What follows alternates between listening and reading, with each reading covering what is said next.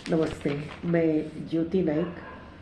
हम जब सुकून के कुछ पलों में बैठते हैं और अपनी ज़िंदगी के बारे में सोचते हैं तो अक्सर ऐसा होता है कि एक सरसरी निगाह जब ज़िंदगी पर पड़ती है तो हमें लगता है हमने ज़िंदगी में बहुत खोया है और पाया बहुत कम है। एक शिकायत रहती है ज़िंदगी से हमेशा। तो इसी के ऊपर एक रचना है, ज़िंदगी एक किताब।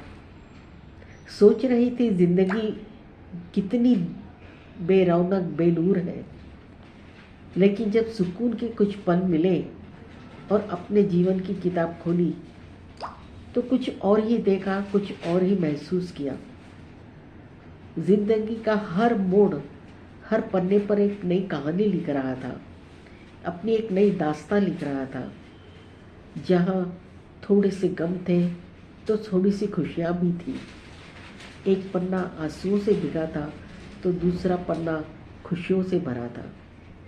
एक भी पन्ना खाली नहीं था। कुछ पन्ने खामोशी से इतनी गहराई की बात कह रहे थे कि शायद मैं अभी तक उसे समझ नहीं पाई थी। कुछ पन्ने अनुभवों से भरे पड़े थे।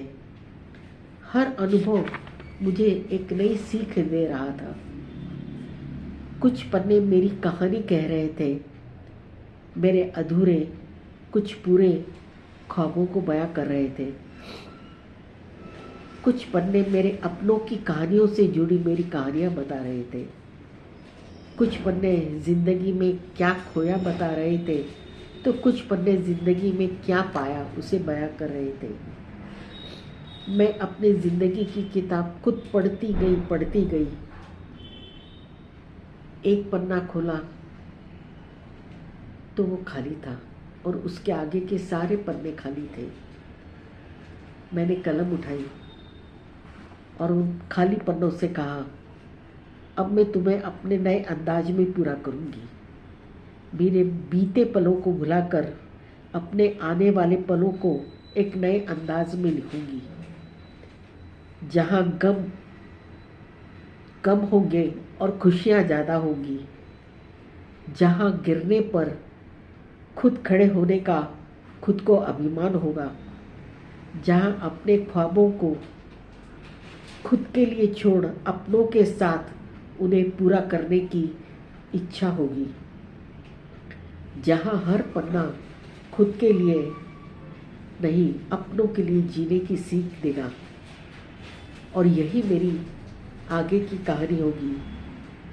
और मैंने अपनी इस कहानी को खुद ही लिखना शुरू किया, एक नए अंदाज से, नए उत्साह के साथ। धन्यवाद।